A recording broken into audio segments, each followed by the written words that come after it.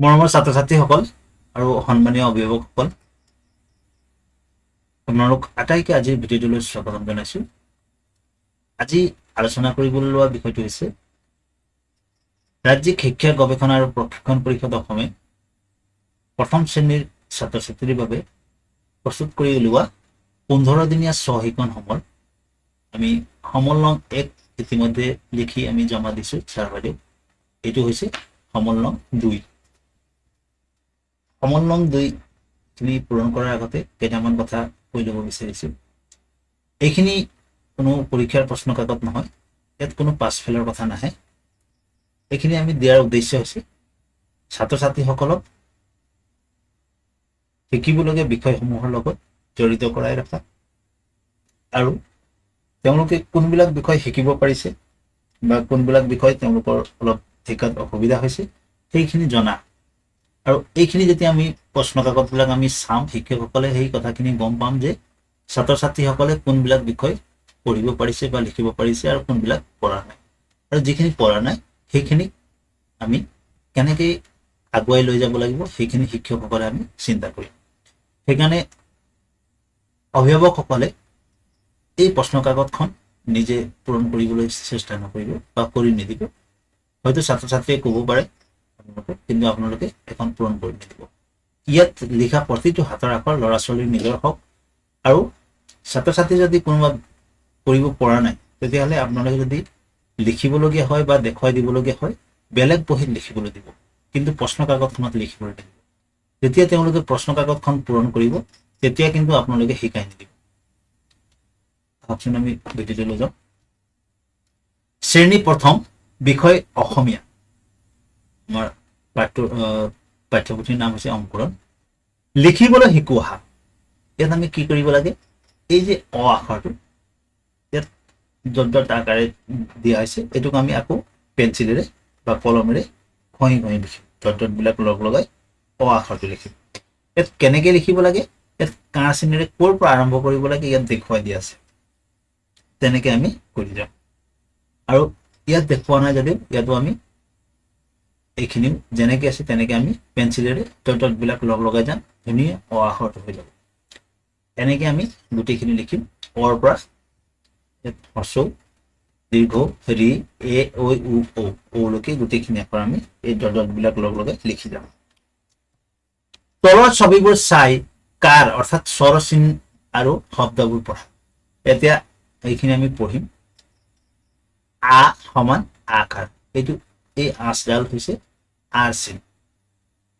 এইটো হৈছে কাণ, কট আকাৰে কা মূৰ্ধন্য ন কাণ। এইটো মাছ, মট আকাৰে মা দ্বিতীয় ছ মাছ। পাণ, পট আকাৰে পা মূৰ্ধন্য ন পাণ। হৰ্ষই সমান এইটো হৰ্ষইকাৰ। আমি কেতিয়াবা শব্দ লিখোঁতে বা বাক্য লিখোঁতে হৰ্ষৰ সলনি এই চিনটো ব্যৱহাৰ কৰোঁ। ৰি মূৰ্ধন্য খ থকাৰে খি, ৰিখি। এইটো হৈছে পাখি, পট আকাৰে পা খ থকাৰে খি পাখি। ফণি, ফ মূৰ্ধন্য ন থকাৰে নি ফণি। এইটো দীৰ্ঘই সমান দীৰ্ঘইকাৰ। দীৰ্ঘইকাৰ মানে হৈছে দীৰ্ঘই সলনি আমি কেতিয়াবা আখৰৰ পিছত এই চিনটো ব্যৱহাৰ কৰোঁ, কিন্তু উচ্চাৰণটো দীৰ্ঘই নিচিনাই হ'ব। ছাগলী, দ্বিতীয় ছটাকাৰে চা গ ল দীৰ্ঘকাৰে লি ছাগলী। বগলী, ব গ ল দীৰ্ঘকাৰে লি বগলী। কাউৰী, কট আকাৰে কা হৰ্ষৌ ল দীৰ্ঘকাৰে লি কাউৰী। হৰ্ষৌ সমান হৰ্ষৌকাৰ। কট হৰ্ষকাৰে কু, কট হৰ্ষকাৰে কু ৰ কুকুৰ। মট একাৰে মে, কট হৰ্ষকাৰে কু ৰ দীৰ্ঘকাৰে ৰি মেকুৰী। কুকুৰা, কট হৰ্ষকাৰে কু, কট হৰ্ষকাৰে কু ৰ আকাৰে ৰা কুকুৰা। দীৰ্ঘ সমান দীৰ্ঘকাৰ।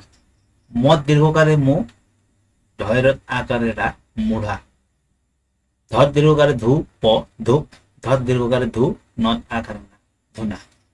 এ এইটো একাৰ। বট একাৰে বে, মত একাৰে ঙে, নত আকাৰে না বেঙেনা। তেতেলি, তত একাৰে তে, এইটো ওপৰত চন্দ্ৰবিন্দু আছে, তত একাৰে তে ল দীৰ্ঘকাৰে লি তেতেলি।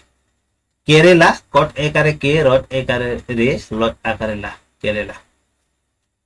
ওই সমান ওইকার। জাকই, জট আকারে যা কট ওইকারে কই জাকই। খালই, খট আকারে খা লট ওইকারে লই খালই। গরই, গ রট ওইকারে রই গরই। উ সমান উকার।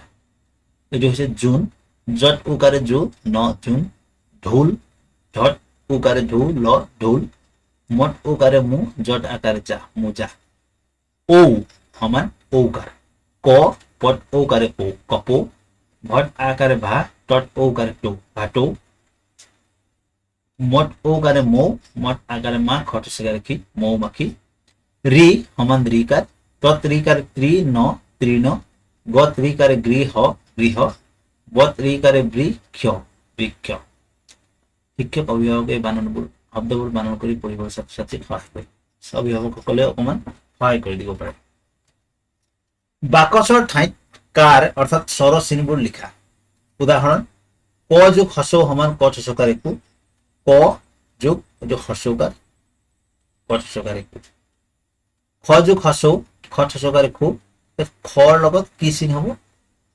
হস্ৰকাৰ হস্ৰৰ সলনি আমি ইয়াত হস্ৰকাৰ লিখিম হস্ৰকাৰটো কেনেকুৱা এইটো হস্ৰকাৰ ক যোগ ঐ কত ঐকাৰে কৈ ইয়াত আমি ক যোগ এইটো ঐকাৰটো লিখিম ইয়াত ইয়াত কাৰ লিখিছো এইটো হস্ৰকাৰ এইটো হস্ৰকাৰ এইটো ঐকাৰটো আমি কেনেকুৱা পাইছো এইটো ঐকাৰ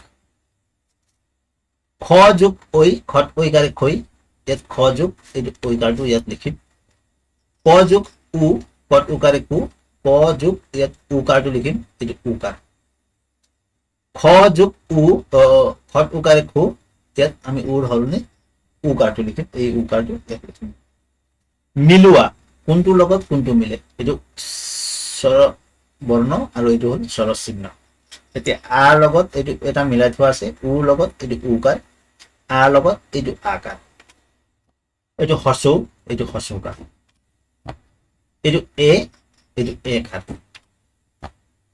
এইটো হস্ৰই এইটো হস্ৰইকাৰ এইটো ঐকাৰটো ইয়াত আছে এইটো দীৰ্ঘই এইটো দীৰ্ঘইকাৰ হৰ্ষই ম মূৰ্ধনীয়া ন জ তালুবীয়া খ থকা শব্দকেইটাত এই ঘূৰণীয়া অৰ্থাৎ ঘেৰ চিনটো দিয়া এতিয়া প্ৰথমতে আমি চাওঁ হৰ্ষই থকা শব্দ হৰ্ষই ক'ত আছে আইতা আইতা লিখোতে আমি হৰ্ষইটোৰ মাজত পালো আৰু হৰ্ষই ক'ত আছে এইটো ইনা ইনাত হৰ্ষই আছে আৰু হৰ্ষই ক'ত আছে মইনা মইনাত আমি হৰ্ষই পাইছো আৰু হৰ্ষই ইটাত পাইছো তাৰপিছত আহো ম ম আখৰটো ক'ত আছে মাখি মাখিত ম আখৰ আছে আৰু ক'ত আছে মইনা ইয়াত আছে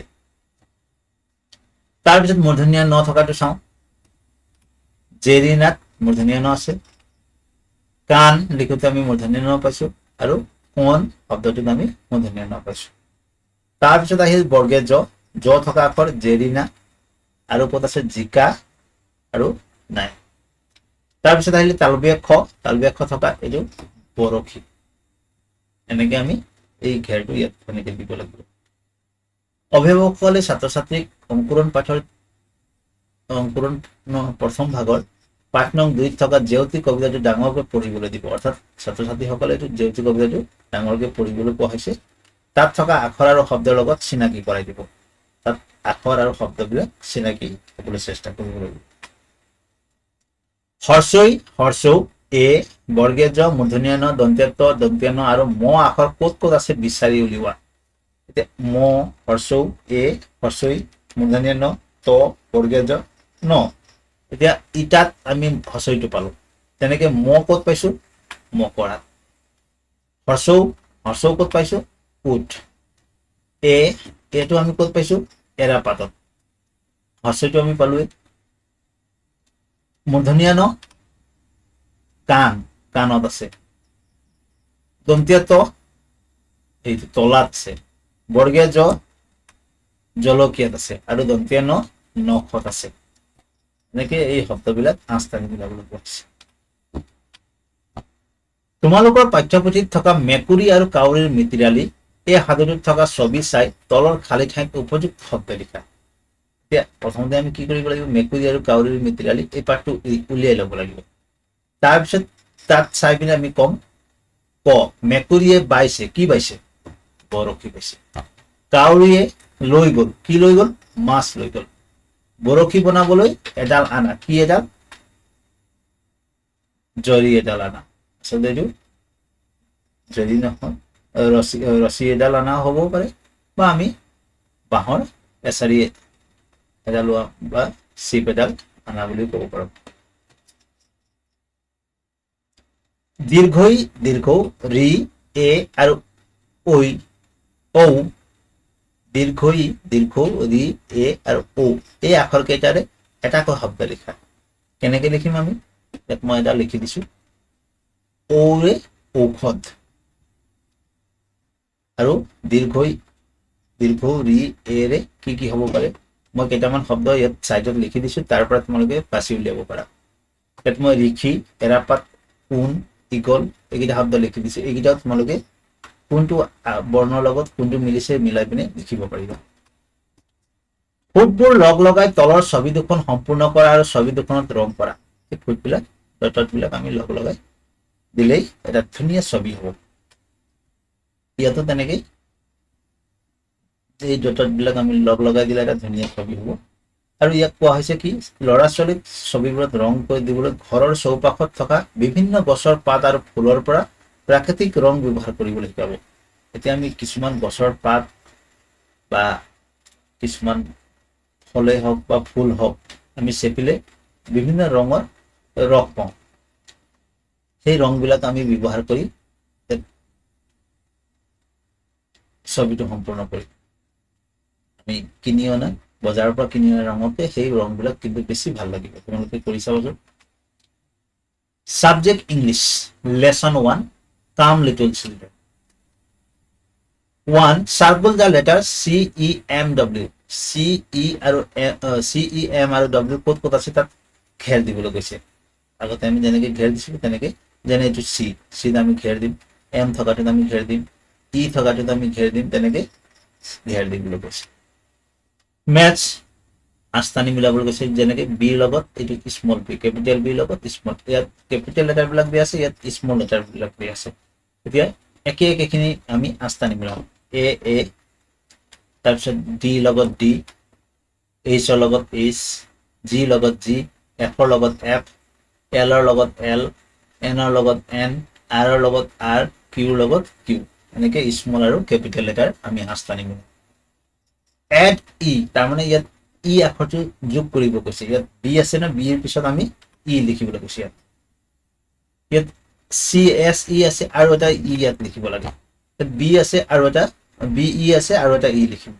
তেনেকে ইয়াত এই লাইনটোত আমি গোটেই আখৰবিলাকত ৱাই লিখিবলৈ কৈছে, ৱাইটো যোগ কৰিবলৈ কৈছে। S A Y say, D A Y হলে ডে হ'ব, M A Y may, R A Y ray. তেনেকে ইয়াত এলটো যোগ কৰিবলৈ কৈছে। বি ই এল আছে আৰু এটা এল, এফ ই এল আছে আৰু এটা এল লিখিম। ইয়াত এইটো বেল হ'ব, এইটো ফেল হ'ব, এইটো টেল, এইটো চেল হ'ব। ইয়াত প্ৰত্যেকটোতে এল এল এই আখৰটো আমি প্ৰতিটো খালী ঠাইতে লিখি যাম। ট্ৰেচ এণ্ড ড্ৰ, এইটো আমি আঁকিবলৈ গৈছে। ডটবিলাক লগ লগাই ছবিটো সম্পূৰ্ণ কৰিবলৈ গৈছে। ইয়াত দুটা ছবি দিয়া আছে, দুইটাও আমি তোমালোকে লগ লগাই দিবা। ইয়াত আৰু এটা আছে, ইয়াত আমি কেনেকে কৰিম, বি লগত এৰ লগত এৰ পিছত বিটোক লগাম, বিৰ পিছত চি লগাম, চিৰ পিছত ডি লগাম, ডিৰ পিছত ই, তাৰপিছত এফ জি এইচ আই জে, জে পিছত ইয়াত কে, ইয়াৰ পিছত এইটো এম, এনৰ পিছত এন, এনৰ পিছত আকৌ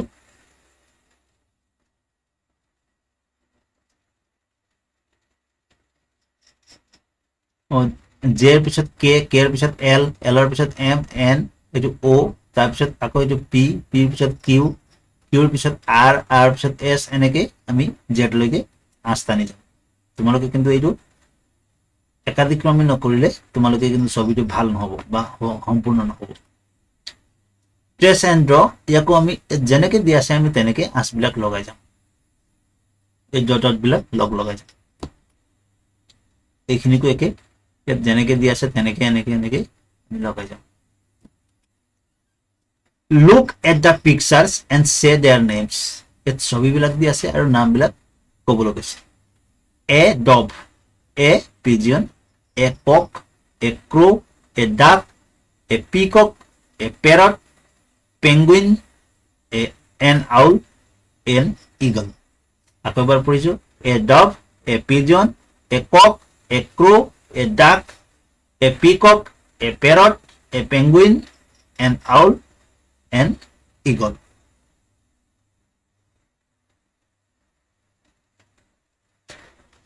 যদি ছাত্ৰ ছাত্ৰীসকলে ইয়াত ইংৰাজীৰ নামটো ক'ব নোৱাৰে, অসমীয়াটো যদি কয় বা ঘৰুৱা ভাষাটো কয়, তেতিয়াহ'লে তাকো আমি শুদ্ধ বুলিয়ে ধৰি ল'ম আৰু তাক ইংৰাজী নামটো আমি শিক্ষকসকলে বা অভিভাৱকসকলে শিকাই দিম। নতুন গণিত, তলৰ সংখ্যাবোৰ লিখোৱা। আমাৰ বিশেষ একো অসুবিধা নাই। এই 10টো ইয়াত লিখা আছে, ইয়াক আমি ওপৰে ওপৰে এবাৰ ভৰাই ল'ম, তাৰপিছত আকৌ ইয়াত নিজে লিখিম 3বাৰ। তেনেকৈ 11টোকো আমি ইয়াত প্ৰথমতে ইয়াত থকাটোক আমি ডটবিলাক লগাই যাম আৰু ইয়াত 3বাৰ নিজে লিখিম। এইখিনি গোটেইখিনি তেনেকৈ লিখিব লাগিব। এইটো 19লৈকে আমি তেনেকৈ কৰি যাম। গণনা কৰি সংখ্যা লিখোৱা। উদাহৰণ, ইয়াত গণনা কৰিম, প্ৰথমতে হিচাপ কৰিম 1 2 3 4 5 6 7 8 9 10। ইয়াত 10 বুলি লিখিছে আৰু এইটো সংখ্যাৰে 1 0 10 বুলি লিখিছে। ইয়াত 1 2 3 4 5 6 7 8 9 10 আৰু 1 2 3 10 আৰু 3 13। 13টোক 1 10 3 ইয়াত লিখি দিছে। তেনেকৈ আমি ইয়াত নিজে হিচাপ কৰিম। ইয়াত 1 2 3 4 5 6 7 8 9 10। আমি আমাৰ সুবিধাৰ কাৰণে এটা এই এনেকৈ মুঠা কৰি দিছে। আমি এই মুঠাটোৰ 1 10 আছে, অৰ্থাৎ 10 আছে। গতিকে আমি ইয়াক বাৰে বাৰে হিচাপ নকৰিলেও হ'ব। এইটো 10, এইটো 10 বুলি লিখা আছে। এইটো 10 আৰু 1 হ'লে 11 হ'ব আৰু ইয়াত আমি 1 10 1 11টো লিখিম। এইটো 10 আৰু 2 12 বুলি আকৌ সংখ্যাৰে লিখিম। 10 আৰু 1 2 3 13। ইয়াত 10 আৰু ইয়াত 1 2 3 4 5 10 আৰু 5 15 আৰু এইটো 1 10 5। এইটো 10 1 2 3 4, এইটো 14 আৰু এইটো 1 আৰু 4। তেনেকৈ আমি এইখিনিও আমি হিচাপ কৰি যাম আৰু লিখি যাম। 10 আৰু 1 2 3 4 5 6 7, 10 আৰু 7 17, এইটো 10 আৰু 6 16, 10 আৰু এইটো 1 2 3 4 5 6 7 8 9, এইটো 19, 10 আৰু 8 18। তেনেকৈ আমি লিখি যাব লাগিব। গণনা কৰি যোগ কৰোঁ আহা। গণনা কেনেকৈ কৰিম? 1 2, যোগৰ আগত কিমান আছে? 2, আকৌ যোগ চিনটো ইয়াত থকাটো ইয়াত দিলে আৰু এইটো 2 আৰু 2 যোগ কৰি কিমান পালো? 1 2 3 4 সমান 4 লিখিলো। ইয়াত আছে 1, ইয়াত আছে 1 2, 1 যোগ 2 সমান কিমান হ'ব? 1 2 3। তেনেকৈ ইয়াত 1 2 3, ইয়াত 3 লিখিলো। এইটো যোগ 1 আছে। এতিয়া আমি হিচাপ কৰিম 1 2 3 4, এইটো হ'ব 4। তেনেকৈ আমি গোটেইখিনিক আমি কৰি যাম। 1 2 3 4, প্ৰথম ইয়াত 4 লিখিম, এইটো 1 ইয়াত লিখিম আৰু যোগ কৰি কিমান পাম? ইয়াত লিখিম। ইয়াত 1 2 3, ইয়াত 3 লিখিম, ইয়াত আৰু ইয়াত 1 2 3, ইয়াত 3 লিখিম। তেতিয়া যোগ কৰিলে ইয়াত লিখিম, যোগ কৰি ইয়াতো তেনেকৈ 1 2 3 4 5, ইয়াত 5 লিখিম আৰু এইটো 2 লিখিম। তেনেকৈ আমি হিচাপ কৰি যাম। যোগ কৰিবলৈ শিকোৱা। যোগ আমি কেনেকৈ কৰোঁ? উদাহৰণ, 2 যোগ 5 7। কেনেকৈ আমি গম পালো? 2ৰ কাৰণে 2টা 8 থাকিব, 5ৰ কাৰণে 5টা 8 থাকিব আৰু আমি হিচাপ কৰিলো 1 2 3 4 5 6 7, এইটো 7 হ'ল। এইটো কৰিলো। এতিয়া নিজে যোগ কৰা। এতিয়া এইটো 1 1ৰ কাৰণে এডাল আছ, 5 5ৰ কাৰণে 5ডাল আছ। 1 2 3 4 5 6 পালো, গতিকে ইয়াত আমি 6 লিখিম। এইটো 6টো এনেকুৱা 6 মানে এইটো ইয়াত লিখিব লাগিব। তেনেকৈ 2 আৰু 4 আছে, 2 যোগ 4, 2ৰ কাৰণে 2টা 8 টানিম, 4ৰ কাৰণে 4টা 8 টানিম আৰু আমি হিচাপ কৰি কিমান পাম? ইয়াত 6ৰ কাৰণে 6ডাল আছ, 2ৰ কাৰণে 2ডাল আছ। ইয়াত হিচাপ কৰি এই সংখ্যাটো ইয়াত লিখিম। 3 যোগ 2, ইয়াত 3ৰ কাৰণে 3টা আছ আৰু 2ৰ কাৰণে 2ডাল আছ। ইয়াত 1 2 3 4 5, আমি পালো 5, আমি ইয়াত 5 লিখিলো। তেনেকৈ ইয়াত আছে 7, আমি 7ডাল আছ টানিলো, তলত আছে 2টা আছ টানিলো আৰু যোগ কৰি পালো 1 2 3 4 5 6 7 8 9, আমি 9 লিখিম। ইয়াত 8ৰ কাৰণে 8ডাল আছ আৰু 1ৰ কাৰণে এডাল আছ। 1 2 3 4 5 6 7 8, একে 9, 8 একে 9 বুলি লিখিব। তেনেকৈ এই সংখ্যাবিলাক আমি যোগ কৰিব লাগিব। যোগ কৰা আৰু মিলোৱা। এতিয়া 4 যোগ 3 কিমান হ'ব 7 হ'ব 7টো ইয়াত আছে আমি ইয়াৰ লগত মিলাই দিম 5 যোগ 3 5 যোগ 3 যোগ কৰি 5 আৰু 3 যোগ কৰিলে হ'ব 8 এতিয়া 8টোৰ লগত আমি 8 স্থান মিলাই দিলো 1 যোগ 3 এইটো 4 1 3 4 হ'ব গতিকে 4 লগত আমি 8 স্থান মিলালো 4 যোগ 4 8 হ'ব গতিকে 8ৰ লগত আমি 8 স্থান মিলাম 5 যোগ 2 5 2 7 হ'ব এইটো 7ৰ লগত মিলাম তেনেকৈ আৰু 2 যোগ 2 সমান 4 এইটো আমি ইয়াত লিখিম 8 স্থান মিলালো বাকিখিনি তোমালোকে তেনেকৈ হিচাপ কৰিবা আৰু কোনটোৰ লগত মিলিব তাৰ লগত 8 স্থান মিলাই দিবা ছাত্ৰ ছাত্ৰীসকল এই ভিডিঅ'টো আমি ইমানতে সামৰণি মাৰিছো আশা কৰিছো ভিডিঅ'টোৰ জৰিয়তে তোমালোকে কিছু সহায় পাইছা এইকণ সমলখিনি পূৰণ কৰাত সুবিধা হৈছে আৰু যদি কিবা অসুবিধা পাইছা তোমালোকে অভিভাৱক সুধিবা বা মোকো ফোন কৰি সুধিব পাৰিবা কিন্তু আকৌ এবাৰ অনুৰোধ কৰিছো তোমালোকে বেলেগক লিখিবলৈ নিদিবা এইকণ সমলসমূহত যিখিনি উত্তৰ তোমালোকে লিখিবা তাত সেই উত্তৰখিনি সম্পূৰ্ণ তোমালোকৰ হাতৰ আখৰে লিখা হ'ব লাগিব তেতিয়াহে তোমালোকে শিকিব পাৰিবা আৰু যদি কিবা ভুল থাকে তাত ভয় কৰিবলগীয়া একো নাই সেই ভুলখিনি শুধৰাই দিয়া দায়িত্বটো আমি শিক্ষকসকলৰ গতিকে ইয়াত চিন্তা কৰিবলগীয়া একো নাই যিমান পাৰা নিজে লিখা শুদ্ধকৈ লিখা ধন্যবাদ